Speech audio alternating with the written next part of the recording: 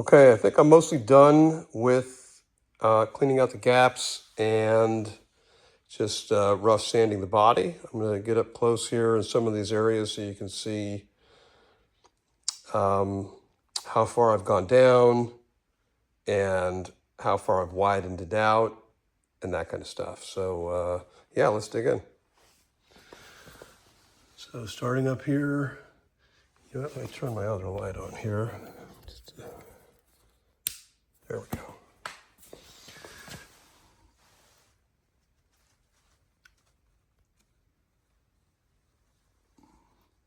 See, there's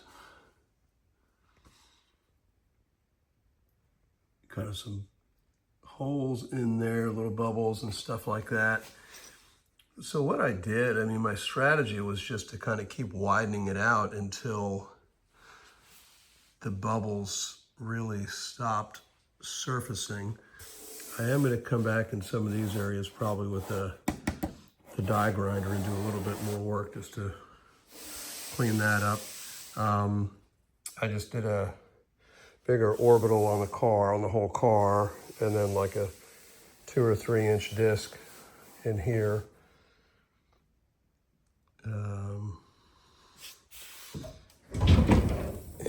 Close up in here.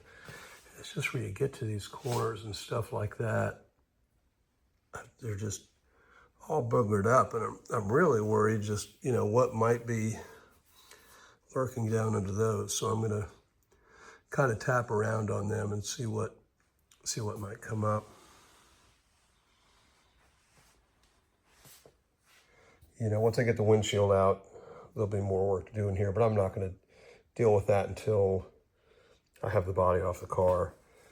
Really, my goal right now with the body on the car is to fix the door gaps from the body to the door to the hood. And once I have that where I want it, I'll pull that off and I'll do all the other body work with the body on. You know, you can see some areas are pretty clean. The other side's got some boogers in it.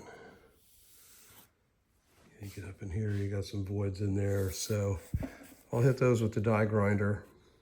And if they go deep, I'll come back in with some HSRF to kind of strengthen it up.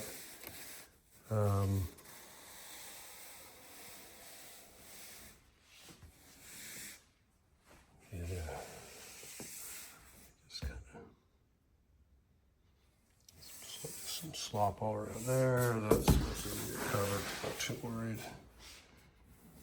Some bubbles in there. It's down here, so you see, you start getting pretty far out, and you'll still find stuff. Up here, this is. I'll hit this with the die grinder because that's all just kind of a mix of gel coat. I think in resin, not really much glass right there. Up here, I kind of did that already. You can see how it gets deep in there. So I'll do a little bit more work on some of that. Some of these seams in here.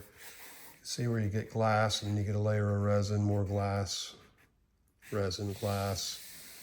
You know, so it just kind of worked its way in there. You know, this was kind of a mess in here. I guess if I was to do this again, I might do this work first, just so I understood what was underneath it. If I needed to reinforce it, I'd have the opportunity to come back and do that. This has already been coated underneath with Raptor, so I'm not going to do that. You know, and then here you gotta just keep going. I guess you just sort of make a decision at some point where you stop. I wanted to show you this profile here, so you can see the seam, kind of how it comes up, and then you can see this cross section of kind of, you know, what it looks like inside there, and that kind of tells you what that seam sort of made of. You can sort of see the layers right there. Kind of like studying geology or something like that, right? It's a little deep in there.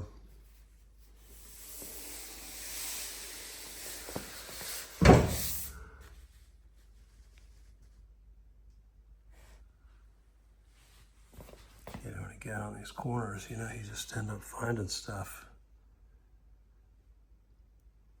You just got to tap around and just see if there's any little hollow spots and then just work them. But I tell you what, it looked a lot better. Looked a lot better before I started sanding. Once I started sanding that gel coat off, man, really started to find some stuff in there. But cleaned up the garage, vacuumed the shop. So I'm largely done with power tools at this point. If I'd use the die grinder, I'll probably just use the vacuum just to sort of suck it up as I go, because I got things pretty clean. Yeah, vacuumed out, dusted out the engine compartment with some compressed air. I don't know, you know, I tried this on the other car. I tried to keep it clean. It just didn't work, so I clean it as I go.